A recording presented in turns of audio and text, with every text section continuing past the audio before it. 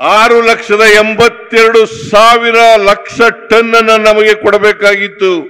ಆದರೆ ಅವರು ಕೊಟ್ಟಿರ್ತಕ್ಕಂಥದ್ದು ಕೇಂದ್ರ ಸರ್ಕಾರ ಕೇವಲ 5,27,000 ಮೆಟ್ರಿಕ್ ಟನ್ ಗೊಬ್ಬರ. ನಾನು ಪತ್ರ ಬರೆದಿದ್ದೀನಿ ರೈತರಿಗೆ. ಈ ಸಾರಿ ಮಳೆ ಮುಂಗಾರು ಮಳೆ ಮೊದಲೇ ಬಿದ್ದುಬಿಟ್ಟಿದೆ. ಜಾಸ್ತಿ ಬಿತ್ತನೆ ಮಾಡಿದ್ದಾರೆ ರೈತರು. ಗೊಬ್ಬರ ಬೇಕಾಗ್ತದೆ, ಅದಕ್ಕೋಸ್ಕರ ಗೊಬ್ಬರ ಸರಬರಾಜು ಮಾಡಿ ಅಂತೇಳಿ ಅವರು ಪತ್ರ ಬರೆದಿದ್ದಾರೆ, ನಾನು ಪತ್ರ ಬರೆದಿದ್ದೀನಿ. ಅದಕ್ಕೋಸ್ಕರ ರಾಜಕೀಯವಾಗಿ ಉಪಯೋಗಿಸ್ಕೊಳ್ತಕ್ಕಂಥದ್ದು. ನಾವು ವಿಜೇಂದ್ರನಿಂದ ಪಾಠ ಕಲಿಬೇಕಾ? ಅವರಪ್ಪ ಯಡಿಯೂರಪ್ಪನವರು ಮುಖ್ಯಮಂತ್ರಿ ಆಗಿರುವಾಗ ಹಾವೇರಿನಲ್ಲಿ ಗೊಬ್ಬರ ಕೊಡ್ಲಿಲ್ಲ, ಬೀಜ ಕೊಡ್ಲಿಲ್ಲ ಅಂತೇಳಿ ಇಬ್ಬರು ರೈತರನ್ನ ಗೋಲಿಬಾರ್ ಮಾಡಿ ಸಾಯಿಸಿದ್ರು. ನಾಚಿಕೆ ಆಗಲ್ಲ ಇವರಿಗೆ? ಇಬ್ಬರು ರೈತರನ್ನ ಸಾಯಿಸಿದ್ರು. ಇವರು ರಾಜಕೀಯಕ್ಕೋಸ್ಕರ.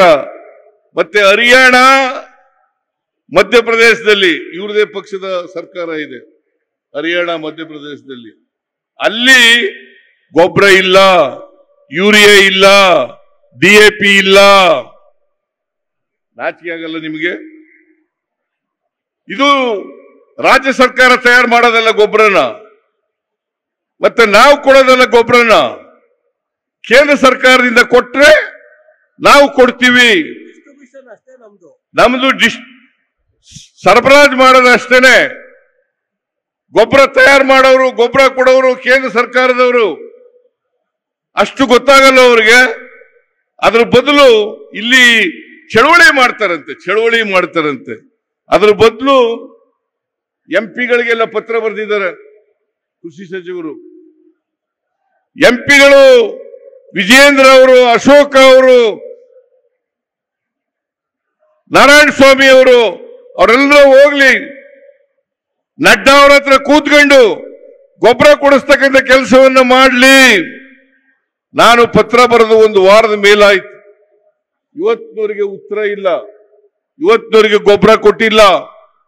ಇದನ್ನ ಕೊಡಿಸ್ತಕ್ಕಂಥ ಕೆಲಸವನ್ನ ಮಾಡಿ ಅಂತ ಹೇಳಿ ನೀವು ಚಳವಳಿ ಮಾಡೋದ್ರ ಬದಲು ರಾಜಕೀಯವಾಗಿ ನೀವು ಏನೇ ತಿಪ್ಪರ್ಲಾಗ ಹಾಕಿದ್ರು ಕೂಡ, ಏನೇ ರಾಜಕೀಯ ಬೂಟಾಟಿಕೆಗಳನ್ನು ಮಾಡಿದ್ರು ಕೂಡ, ಮುಂದಿನ 2028ರ ಚುನಾವಣೆಯಲ್ಲಿ ನಾವೇ ಗೆಲ್ಲೋದು ಅಂತಕ್ಕಂಥ ಮಾತುಗಳನ್ನು ಹೇಳಲಿಕ್ಕೆ ಬಯಸ್ತಾ ಇದ್ದೇನೆ.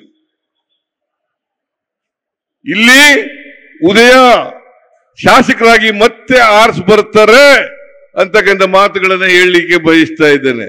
ಅದರಿಂದ 2028ರ ವಿಧಾನಸಭಾ ಚುನಾವಣೆಯಲ್ಲಿ ಐ ಡೋಂಟ್ ನೋ, ನನಗೆ ಗೊತ್ತಿಲ್ಲ ಪಾರ್ಲಿಮೆಂಟ್ ನಲ್ಲಿ ಏನಾಯ್ತು ಅಂತ ಗೊತ್ತಾಗ್ತಾ ಇಲ್ಲ ನನಗೆ. ಪಾರ್ಲಿಮೆಂಟ್ ನಲ್ಲಿ ಕೇಂದ್ರದಲ್ಲಿ ಈಗ ಕುಮಾರಸ್ವಾಮಿ ಅವರು ಬಹಳ ಪ್ರಮುಖವಾದಂತ ಇಲಾಖೆಯಲ್ಲಿ ಮಂತ್ರಿಯಾಗಿದ್ದಾರೆ. ಅವ್ರು ಕೊಡಿಸ್ಲಿ, ಗೊಬ್ಬರ ಕೊಡಿಸ್ಲಿ ಕರ್ನಾಟಕಕ್ಕೆ. ಮಂಡ್ಯಕ್ಕೆ ಗೊಬ್ಬರ ಇಲ್ಲ, ಹಾವೇರಿ ಗೊಬ್ಬರ ಇಲ್ಲ, ಗದಗ ಗೊಬ್ಬರ ಇಲ್ಲ, ದಾವಣಗೆರೆ ಗೊಬ್ಬರ ಇಲ್ಲ ಅಂತೇಳಿ ಕೊಡಿಸ್ಲಿ. ಅದನ್ನ ಬಿಟ್ಬಿಟ್ಟು ಚಳವಳಿ ಮಾಡ್ತಾರಂತೆ. ನಿಮ್ಮ ಈ ನಾಟಕ ಬಹಳ ವರ್ಷ ನಡೆಯಲ್ಲ.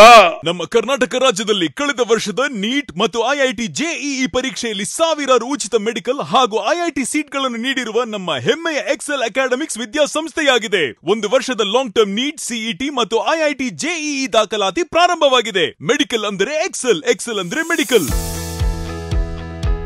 ನಾನು 86 kg ಇದ್ದವಳು 71 kg ಬಂದಿದ್ದೀನಿ. ವಯಸ್ಸಾದ್ಮೇಲೆ ಸ್ಮಾರ್ಟ್ ಆಗಿ ಕಾಣ್ತೀರಾ ಅಂದ್ರೆ ಜಿನ್ನಿ. 126 kg ವೇಟ್ ಇದೆ. ನಾವು ಈಗ 114 kg ಲೆಕ್ಕ ಬಂದಿದ್ದೀವಿ. ಯಾವುದೇ ಸೈಡ್ ಎಫೆಕ್ಟ್ ಆಗಿಲ್ಲ. 84ರಿಂದ 50 kg ಬಂದೆ. ಆಮೇಲೆ ಸಣ್ಣಗೆ ಫಿಟ್ ಆಗಿದ್ದೀನಿ. ಅದಕ್ಕೆ ನಾನು ಯೂಸ್ ಮಾಡ್ತಾ ಇರೋದು ಜೀನಿ ಸ್ಲಿಮ್. 84ರಿಂದ 50 kg ಬಂದೆ. ಆಮೇಲೆ ಸಣ್ಣಗೆ ಫಿಟ್ ಆಗಿದ್ದೀನಿ. ಅದಕ್ಕೆ ನಾನು ಯೂಸ್ ಮಾಡ್ತಾ ಇರೋದು ಜೀನಿ ಸ್ಲಿಮ್. ಸಣ್ಣ ಆಗಕ್ಕೆ ಜೀನಿ ಸ್ಲಿಮ್ ಯೂಸ್ ಮಾಡದೆ ಹೆಲ್ದಿನೂ ಅದೇ. ನೀವು ಸಣ್ಣ ಆಗ್ಬೇಕಾ, ಹೆಲ್ದಿ ಆಗ್ಬೇಕಾ? ಹಾಗಿದ್ರೆ ಜೀನಿ ಸ್ಲಿಮ್ ಯೂಸ್ ಮಾಡಿ. ಸಣ್ಣ ಆಗೋದಕ್ಕೆ ಯಾವುದೋ ಪ್ರಾಡಕ್ಟ್ ಹೇಳ್ತಾ ಇದ್ದಾಳೆ, ಏನಾದರೂ ಸೈಡ್ ಎಫೆಕ್ಟ್ಸ್ ಇದೆ ಅಂತ ಯೋಚನೆ ಮಾಡ್ತಾ ಇದ್ದೀರಾ? ಖಂಡಿತ ಇಲ್ಲ. ಯಾಕಂದ್ರೆ ಇದು ಕೆಮಿಕಲ್ ಫ್ರೀ. ಸಣ್ಣ ಆಗಬೇಕು ಅಂದ್ರೆ ಜೀನಿ ಸ್ಲಿಮ್ ಯೂಸ್ ಮಾಡಿ.